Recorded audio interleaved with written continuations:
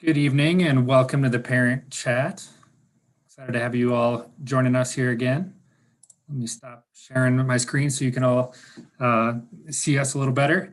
As always, excited to have you join us. For those of you that haven't joined a Parent Chat yet, we'll quickly introduce ourselves so you know who you're talking to. My name's Chad Eichhoff. I serve as Director of Admissions here at NAU. And then Alicia, if you want to introduce yourself. Hi, good evening. My name is Alicia Stewart-Boytek. I serve as the Associate Vice President of Campus Operations and University Housing, and we're excited to join you this evening. Good evening. My name is Annika Olson, and I serve as the Vice President of Enrollment Management here at Northern Arizona University. Thanks for joining us tonight.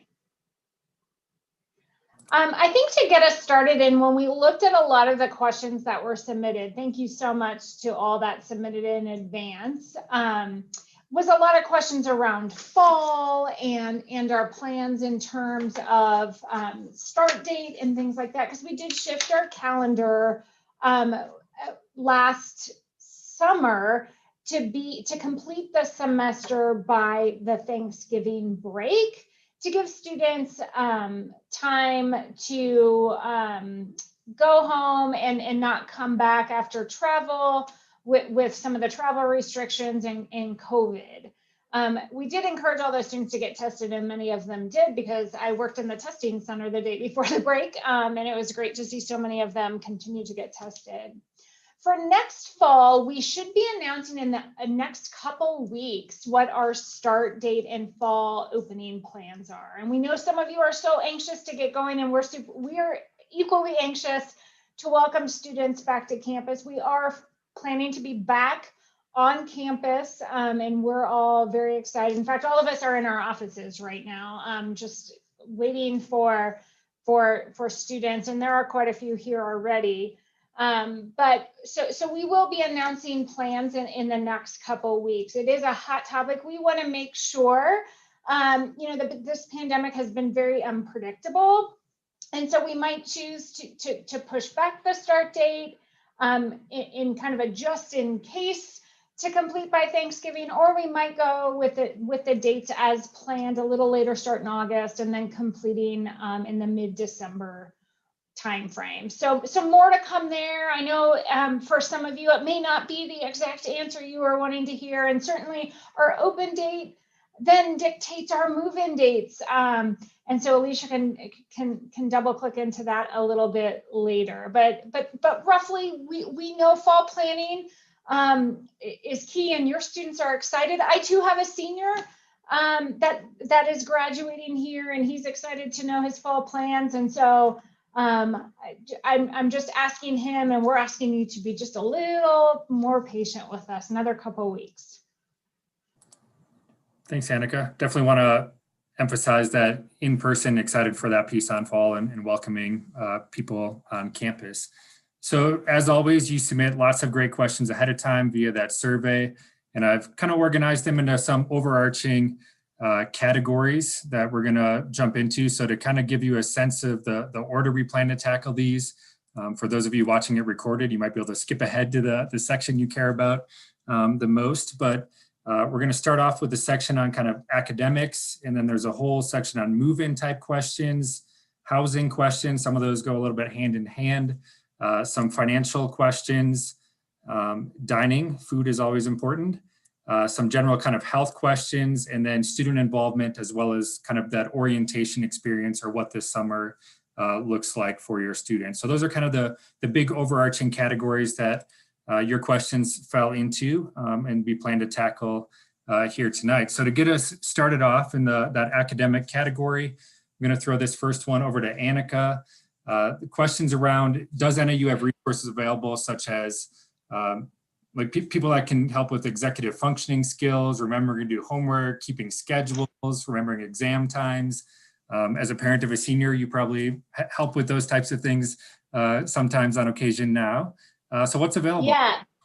Yes, and it's one of those things that's like a soft rollout, right? Like over, more frequently recently with my senior son been kind of saying, you got to do this, I understand, getting the things done on time is critical. And the answer is, yeah, we have a lot of different things. The resources are available. Part of that is having the student be a self-advocate, which I know with both of my high school students is something we continuously work on. So certainly something that I'm sure all of you are working on with your students as well, but continue to do that and seek help. We have a number of different mentoring programs and outreach programs that students can be a part of. We also have a class that students can register in. It's NAU 100, and it's an introduction to the university and all the resources that are available that kind of work to help them keep on track and touch on many of the things kind of couched under that executive function label. In the fall, we have about 70 sections of that class. We try to keep it really small.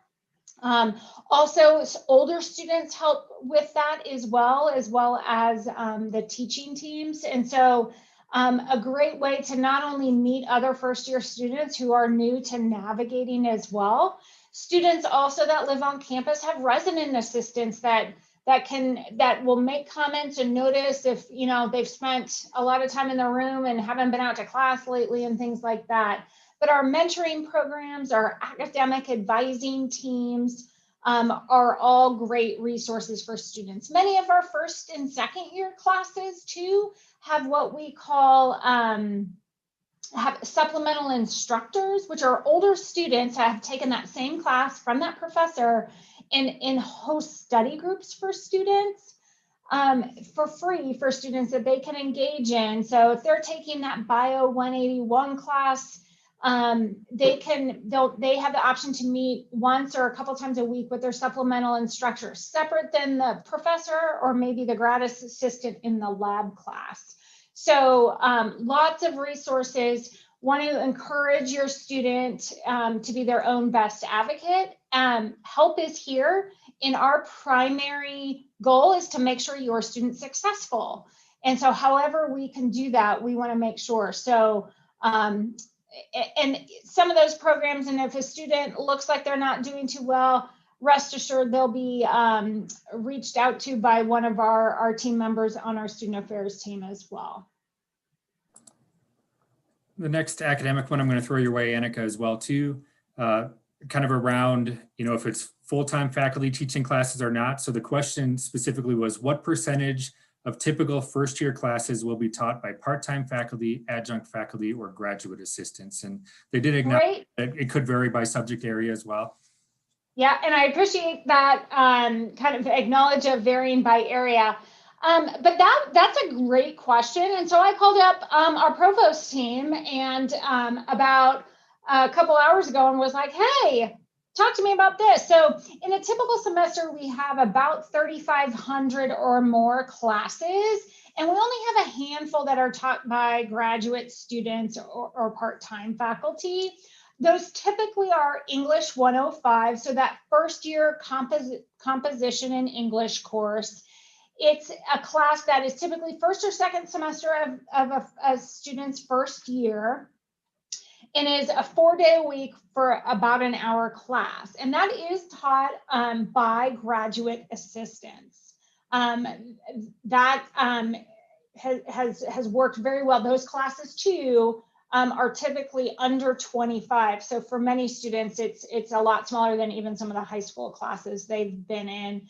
There are a couple, public speaking and debate, to off the top of my head, in the School of Communications that are also taught by graduate assistants, and the labs are typically supervised and taught by graduate assistants.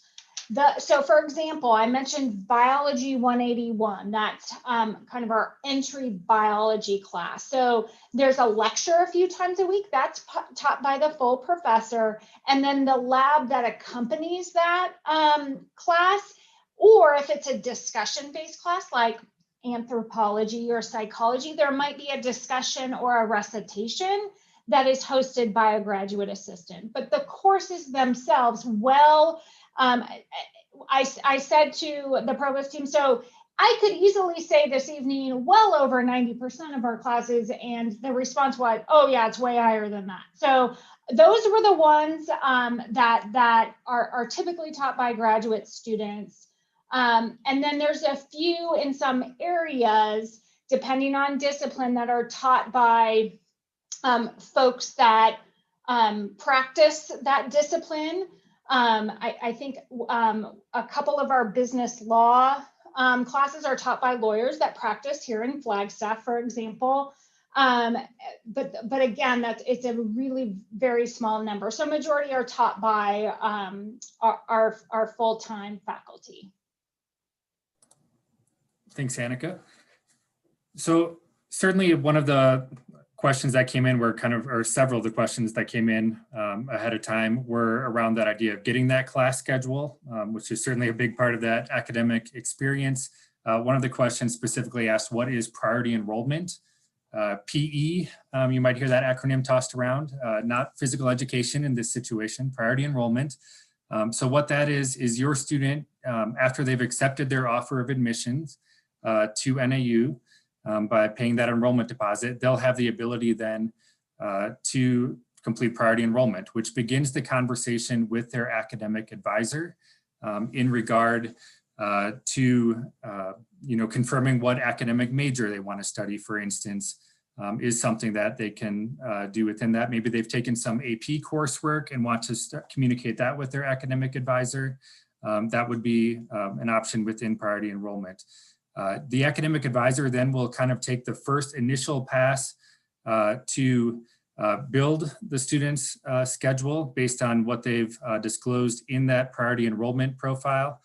And then the students will have the opportunity to meet virtually with their academic advisor to kind of iron out the details of that schedule, make any adjustments or changes that need to be done. And there were some questions around kind of timing of that. Expect in the weeks ahead here to start hearing from our Gateway Student Success Center to start communicating with you if you have accepted your offer of admission.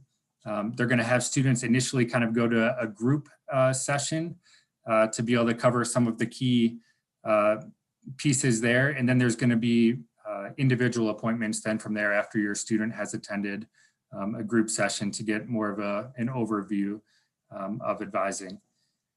There was a question around kind of how do you submit official transcripts if your student attended a community college already. So that's going to be working with the community college or whatever institution they took that. And there's going to be a spot there where you can request directly from that institution for them to be able to send that to us. And each institution is a little bit different in terms of if they electronically send us those transcripts officially, or if they send us paper official transcripts to us. Few questions in here also on the academic front around the Honors College. And I would say to give a deeper dive to that, on this same NAU Social YouTube page, you're gonna see we did a whole, I guess, week or series of videos on the Honors College experience, which would be a great opportunity to take a deeper dive within the Honors College. If you want just a kind of a short overview, the nau.edu/virtual page, Dean Gustafson has a nice short little video there. And he does such a great job talking about it. But on the curriculum front, there are certainly kind of smaller discussion-based type courses that are available to students. And then they do an awesome job with kind of a capstone experience that students complete at the end of that Honors College program. So great program, certainly encourage students to check out the Honors College and apply. They're still accepting applications to the Honors College. Typically, we'll hear back within a few weeks of applying to the Honors College, and they will email you at your NAU email address if you are accepted into the Honors College. So make sure you're checking that NAU email address. So that kind of wraps up, I think, the main themes that were in that academic section that we wanted to talk about. So now I want to jump into move-in. So Alicia, coming your direction here. Kind of when should students plan to arrive on campus this fall? Well, going back to Annika's comments, once we have determined and settled on the first day of class, we will then set up a staggered move-in schedule appropriately. So we'll have several days of move-in. We stagger that. We do that every single year.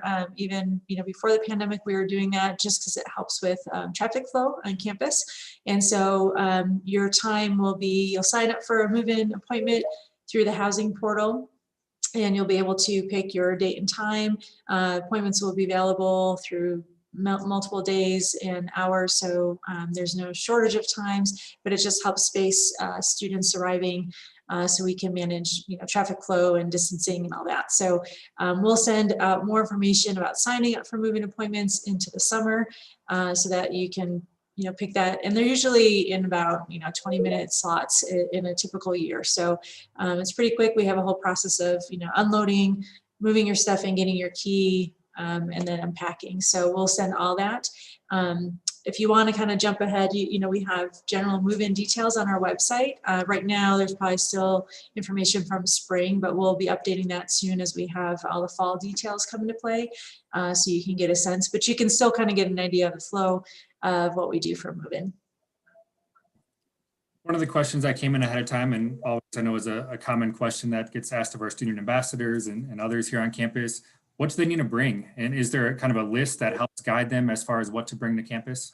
Yeah, you can always find that on our website. Actually, if you go to the Housing and Residence Life website, and in the top menu, it's called Life on Campus, and under that menu, it says what to bring.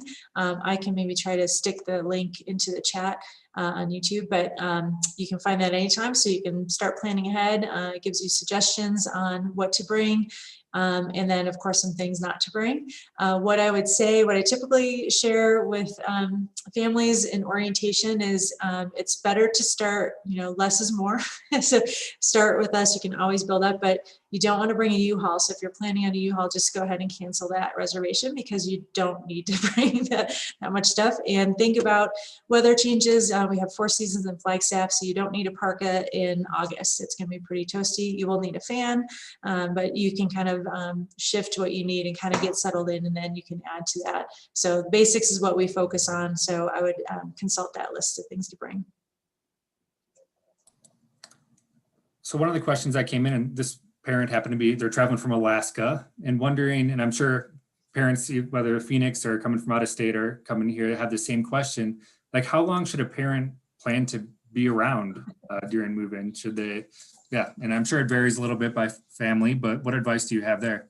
Yeah, so a couple of things. In terms of the move-in process, we'll have details on that regarding specifically this year, as we're still in kind of COVID mode, and we want to minimize just how many people are kind of hanging around the hall. So we'll, like this past year, we had 2 guest helpers could come help students move in and unpack, but then we ask you to move out of the residence, leave the residence hall itself.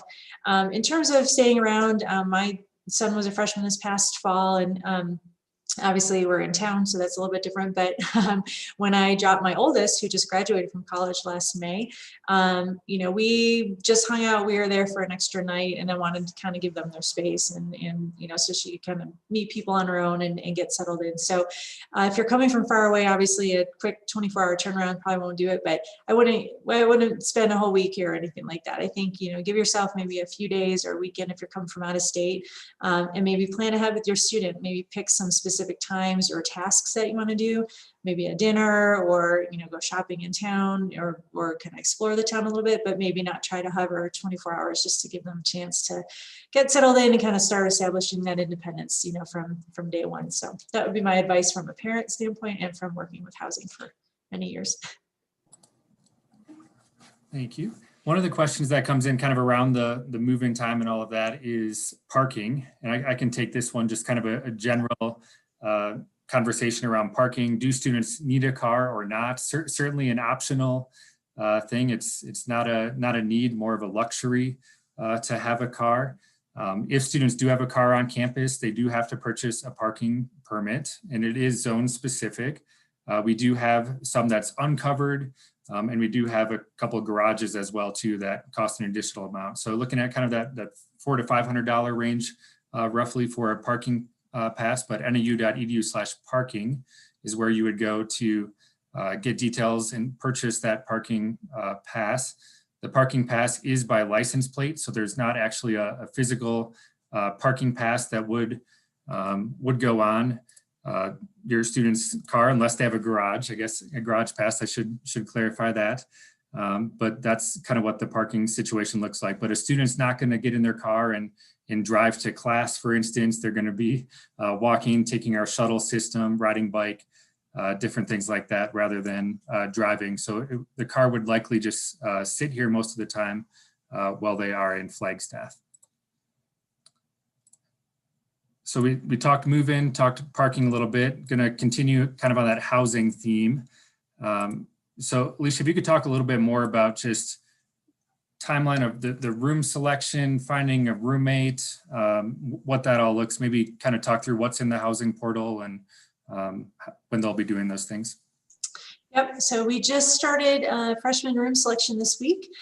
We do room selection based on date of housing application and also completion of priority enrollment. So if you've done PE that Chad mentioned before, then you're kind of in the queue to get your room selection time. So if you haven't yet applied for housing or your student hasn't applied for housing, they can do that any 24/7 through the housing portal. They just log in and complete the steps. It's pretty simple and easy. In the meantime, before they have room selection happening, before they get their time, they can browse potential roommates. So there's a few different things. So you can browse roommates through the tool that's in the portal, and you can connect and talk to each other. If you know a specific person, you can look for that person. You can browse overall best matched roommates based on how you answer your roommate questionnaire. Or, you know, if there's certain questions in the roommate page that are more important to you, say, you know, study habits or sleep habits, that kind of thing, cleaning habits, you can search on that question and find some potential best matched roommates. So you have that tool that's optional to use, as well as during room selection. You can also, if you are picking a shared room, you want to have a roommate, but you just haven't found a roommate through the roommate search, you can also click on those rooms that already have someone living in there. And when you click on that, you can view their profile. So you can actually still see how they've answered the questions and the roommate bio that they put in there. So that's another strategy to use. This year, in terms of selecting rooms, you'll have a choice from all the traditional halls in your residential college. That's all the same rent rate. Or if you do honors, and you would be choosing from the honors college. We also have private room buyout options this year. So if you're looking for a single room, you want to have, you know, a traditional double room or shared room, but to yourself, you can, you know, buy out that other space for an additional $1,500 for the academic year. So that is in room selection. Also, you have that opportunity. But basically what you need to know is you complete the application. We'll put the housing application fee on your student Louis account, so then you can find that there. Complete your priority enrollment, and then you'll get in the queue to get your room selection time. Right now, we're sending them out every Monday, and so anyone who's either applied and or completed priority enrollment in that prior week will get the room selection time, and then they're generally selecting the room the week after. So, and then we'll just keep doing that on a rolling basis. So that's what you generally can expect. Also, if you're looking for a roommate that's maybe in a different residential college, we have removed that this year. So most students are still selecting in their residential college, but if you want to pull in a roommate from a different college, you have that opportunity as well to do that. So we still highly encourage you to select a room from one of the halls in your residential college, and those will show up in the portal, so you'll know where they are. There's a chart on our website and in the portal. So that's a lot of information. Sorry, I tried to cover multiple questions. You talked about kind of that single buyout piece, but there was also a question that came in ahead of time, like, is there a price difference between residence halls? Yeah, so in terms of all the traditional style halls, so which is all the freshman halls, except for Honors College, they're all traditional rooms. So if you're just in a regular shared room with another roommate, regardless of hall, you're going to pay the same rent rate. And our proposed rent rate for next year, that we're waiting for Arizona Board of Regents. They'll, in their next, their April meeting, they'll go through housing and tuition rates. So once that's approved by ABOR, we'll have that noted that they're approved, but right now they're proposed. And for a traditional residence hall room, that would be $6,000 for the full academic year, August through May. If you're in the Honors College, that style building is a little bit different. It's called a semi-suite. And so 2 students are sharing a suite. So it's 2 students in a bathroom, an internal bathroom in the unit. And you're either in a shared room, like a shared bedroom with a bathroom, or in a private room, and you have 2 students each in a private room sharing a bathroom. So those are priced accordingly because of the privacy, and also because you're right there with the Honors College and have classes in the building and access to all the faculty and honors right there. That price is higher than the traditional residence hall. And you can find those proposed rates on our website as well. So you touched on it a little bit around the idea of that list being there of kind of ideas of what to bring, what not to bring. There was a specific question that came in around, are appliances allowed to be brought? Do you maybe talk of kind of what's in there for appliances and furniture to make sure people know what's already there? Yes, and I'm so curious of what types of appliances you want to bring, but like no ovens, and you don't need a washing machine, all that. What you can bring is anything with an internal heating element. So, for example, sometimes they're called water warmers, or like a little mini crock pot. So if you want to make some soup or ramen or noodles, you can do that. Just so you know, like each residence hall has a main kitchen or several small kitchens within the building, in addition to your meal plan. So you'll get plenty of opportunities and a lot of variety from your meal plan. But if it's just, you're kind of in your pajamas already, you just want to make some ramen, you can definitely do that. You can bring a microwave, 750 watts or smaller, so just a small microwave. And this is a great question to talk to your roommate prior to your arrival. So when you're talking about things to bring, make sure you're communicating with your roommates so you're not doubling up on things. You can save space that way.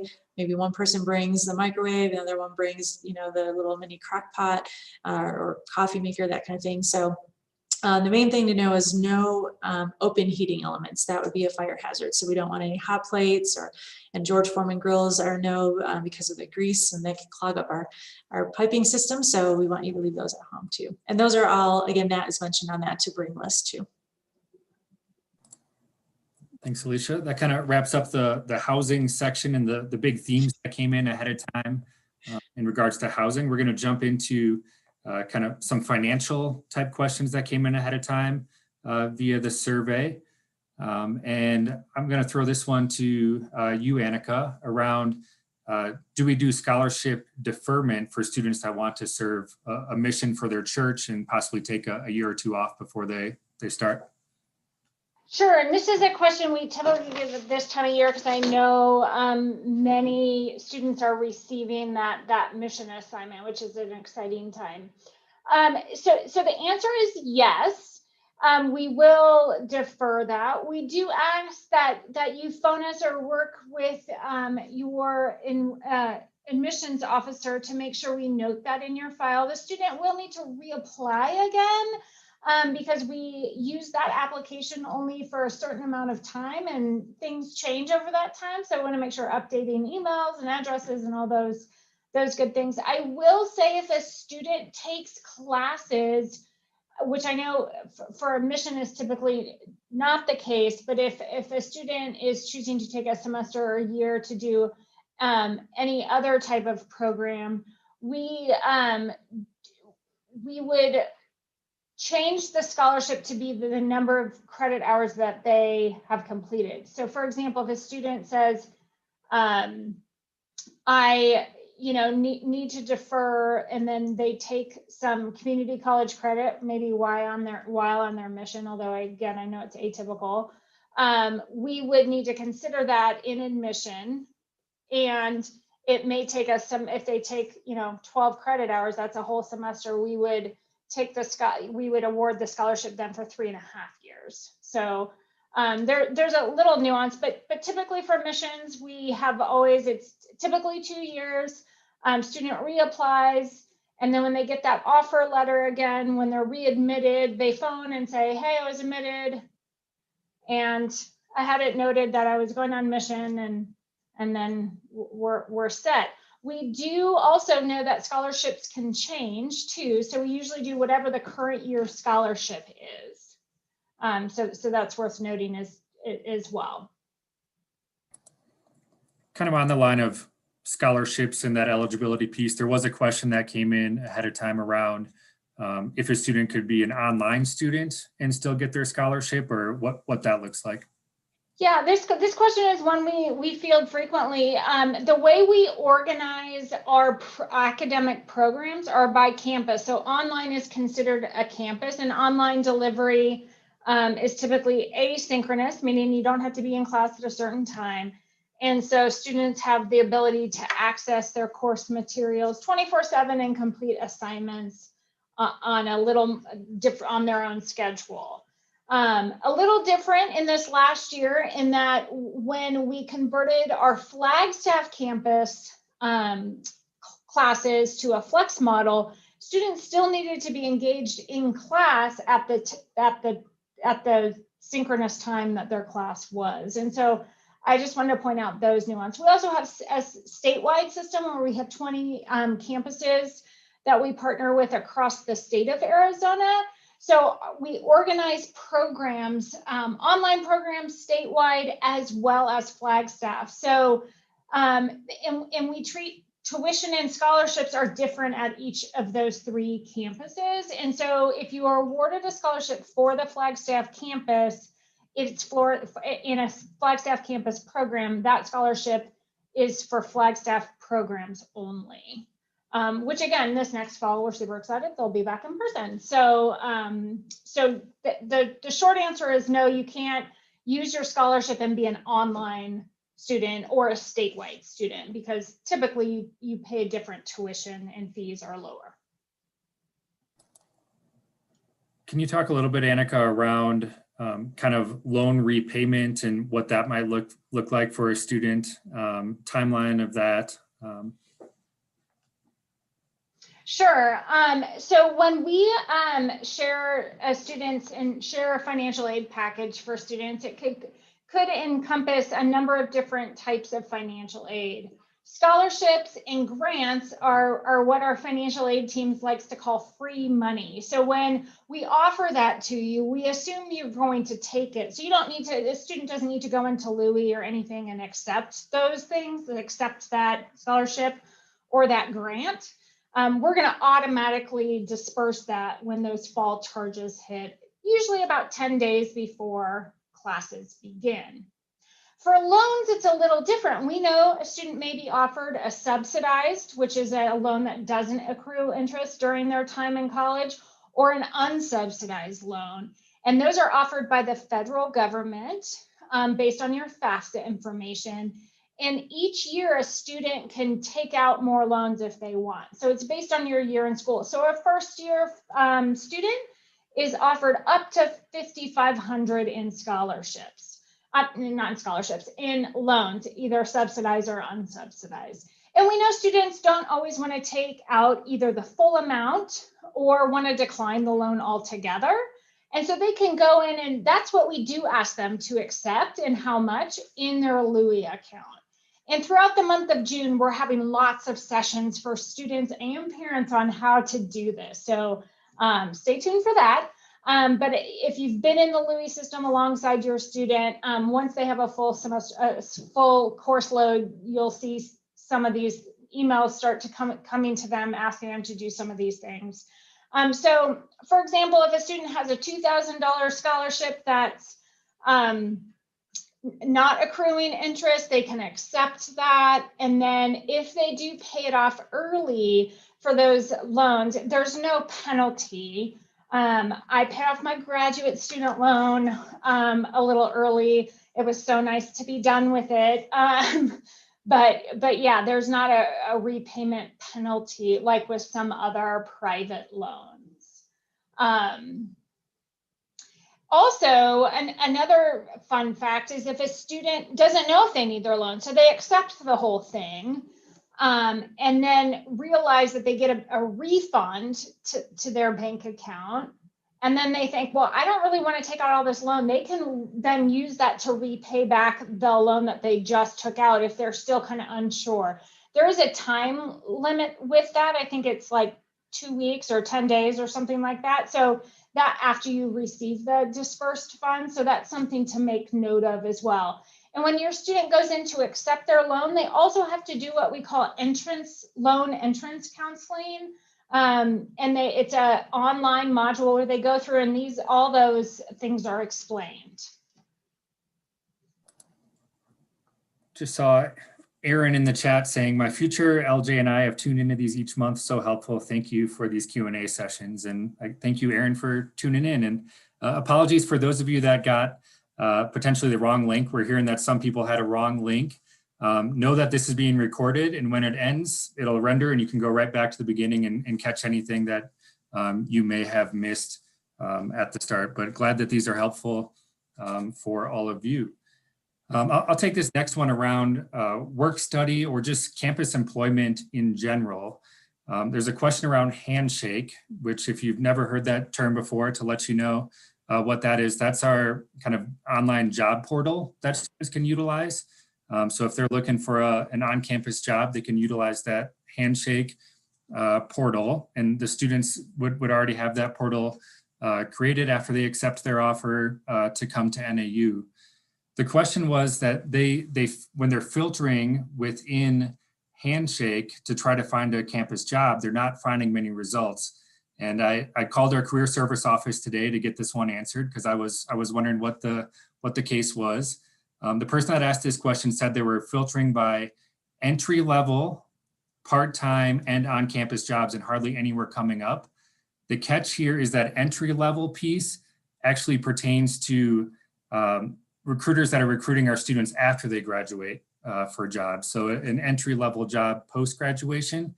So if you take that entry level filter off of there and just search for part-time and on campus, you should see a whole lot more options there for students to choose on campus jobs.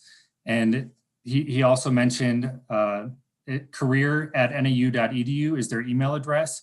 And if your student has questions about trying to find that campus job or helping navigate that process, don't hesitate to reach out. Again, career@nau.edu. And yeah, many students do have those campus jobs. And I always encourage students, if they choose to work while they're going to school, an on-campus job is a great option, just because your employer understands you're a student first, whereas an off-campus job might not have that same flexibility.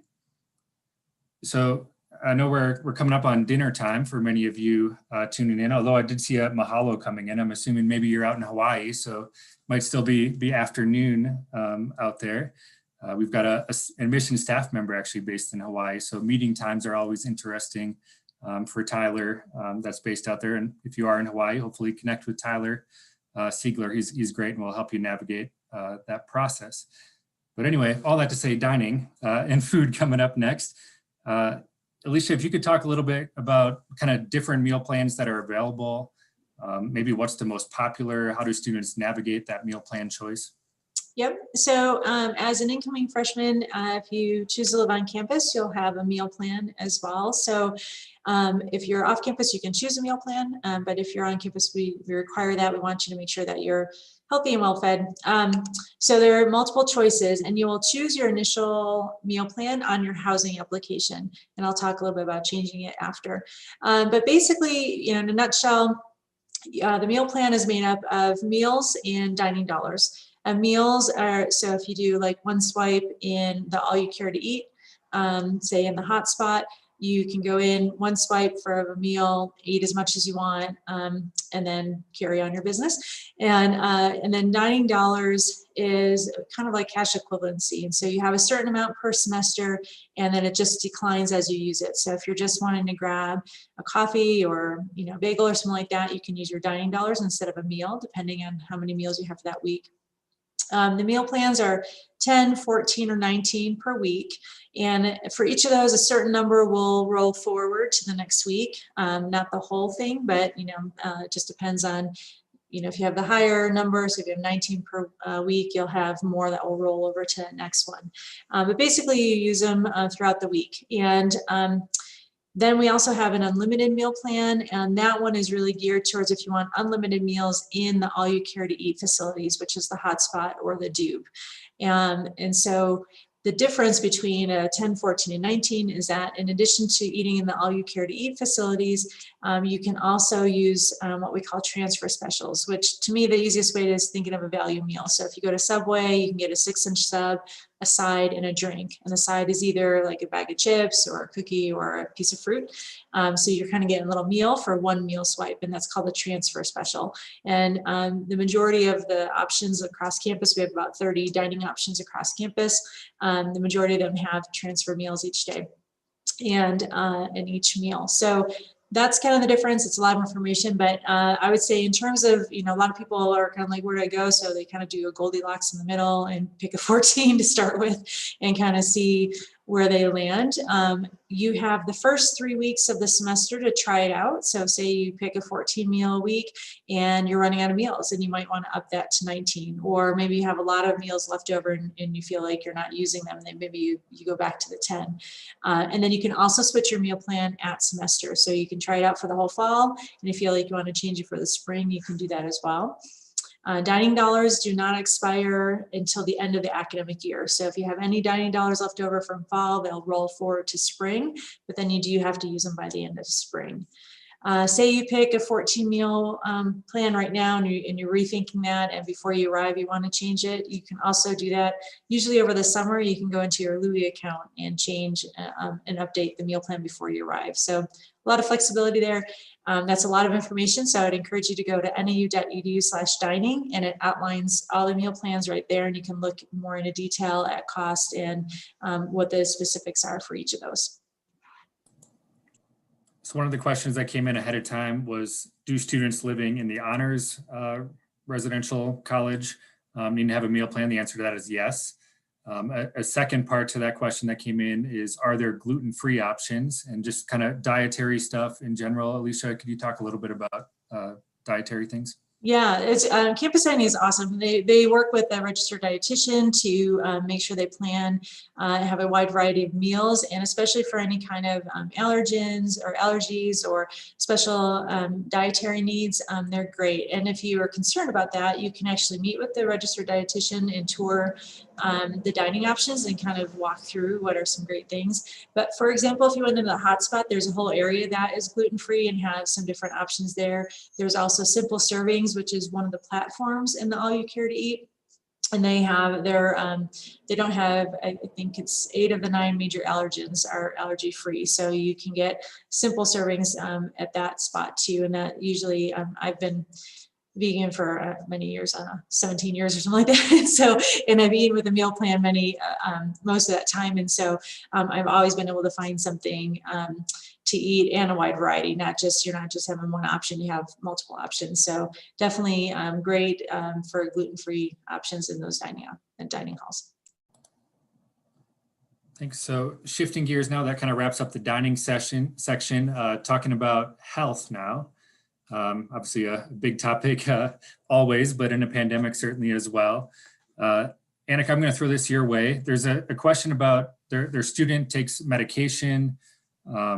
Are they going to be able to refill that around Flagstaff on campus? Kind of what does that look like for a student? Great. Yeah, a couple different options really in walking distance from campus. And my senior, who's heading off to school as well, has chronic asthma and really bad allergies. So in the process of transferring, gearing up to transfer those prescriptions as well. So right next to campus, there's a CVS, a Target, there's also a Safeway, and Walmart that are all extremely walkable. And if you have a student that likes to, get in at least 10,000 steps, then there's many more options even from that pretty close to campus as well. We don't have a pharmacy in our campus health, but for when students go to the campus help, which you can either have your own insurance for, or there is a student option that you have the option to purchase if you don't have health insurance, or the health insurance might have better coverage, that kind of thing. So you don't have to purchase the campus health, but even if students go and are seen and need a prescription, they'll call it into the pharmacy preference of the student. And oftentimes the first year that's like, wait, where's that? And then they'll direct them accordingly. So pretty easy process, again, directly through campus. And also, kind of getting back to the parking, we have a very accessible campus. We also partner with Mountain Line, which is our Flagstaff city bus system. It goes straight through campus and takes students for free anywhere in Flagstaff. So super easy to get to. Even if I wanted to go to a pharmacy way on the other side of town, and being from California, way on the other side of town is a lot longer than Flagstaff. So it's kind of funny that I'm saying way over on the other side of town, and it's like 5 miles away. Students have the ability to get there easily with that. So I know during the pandemic and before then too, mental health was a big conversation topic. And one of the questions that came in ahead of time was kind of like, what are the emotional support services offered, available, and on campus here? Yeah, so students have a lot of different options. Again, I mentioned their success, and certainly that success is not only in the classroom, it's how they're functioning and dealing with their huge transition of moving away and coming to college. And so mental health is in student wellness in general is always top of mind. So students have older students, I mentioned resident assistants in their halls, as well as peers for some of the academic functions there. They also have full-time hall directors in each of those halls. So they have staff that are available literally 24/7 if they need them to process through something. But on campus, we have our amazing counseling center on campus that hosts group sessions, one-on-one sessions. And even in the pandemic year, we were adding team members to that team and kept that commitment because we know it's such a need for students. And so again, similar to the academic support, the help is here. We want to make sure students are well mentally, certainly. So, if you get the opportunity to come to campus between now and enrollment in the start of school, stopping by the Health and Learning Center, where our campus health center, our counseling center, our disability resources center, as well as our recreation center, are all housed in one of our newer facilities on campus. It's pretty impressive. Certainly stop by, and if there's some records that need to be transferred and that kind of thing, we certainly encourage you to do that as well. There's also a ton of programming that happens as well to keep students just feeling good in general and maybe taking a break from their academic studies. And we know their lives are so busy, and but if they can, stop in, grab a slice of pizza, and during finals week, sometimes there's like puppies on campus that they get to pet because, most of residence halls, you can't have a puppy. And so, so even some pet therapy at times, and just lots of different various programs for students. I don't know why that one came to the top of my head, but all semester long, there's kind of take a break type of activities, both in their residence halls that those RAs that are also students organized for their residents, as well as across campus. I was going to use the same example. I think they call it pause your stress, because the dog. Oh, okay. Yep. So sounds better when you say it. So I had one question that I threw in a category by itself because I didn't know where else to put it, in the involvement, and it was about marching band and how their daughter can get involved with the marching band. I did just go check out the marching band website. So I think I Googled NAU marching band, and they lay it out nicely there as far as steps. There's an interest form that your student can log in and submit their interest in that to get the ball rolling with being a part of the marching band. And our marching band does a great job. Okay, last section, I threw just a few questions into kind of orientation and that summer tour piece. And I'll start with the tour part. And I realize that many of you as families, parents, students, setting foot on campus is a big part of making that college decision and determining if NAU or any institution for that matter is the right kind of fit or feel for you. We aren't offering large campus tours currently. That being said, our Welcome Center is open 8 to 5, Monday through Friday. So if you do find yourself in Flagstaff, we are happy to sit down and talk with you as a family. And I'm loving seeing families come by, and we've got the furniture all spread out to be able to social distance, talk to different groups and answer any of those questions you may have. I'd also point you to nau.edu/virtual. And there's a button for that right on the main homepage as well. Lots of ability to sign up for virtual presentations to see kind of that normal campus visit presentation you would see if you were on campus, and also take a virtual campus tour. In addition, if you were to come to campus, on that virtual page, there are resources around self-guided tours, a link to a podcast you can listen to that talks you through kind of each of the stops on that self-guided tour. So those would be some of the resources that I'd point you to. But again, 8 to 5, Monday through Friday, the Welcome Center is open, and you can talk to our ambassadors, talk to our professional staff, and help you navigate if NAU is that right fit for you.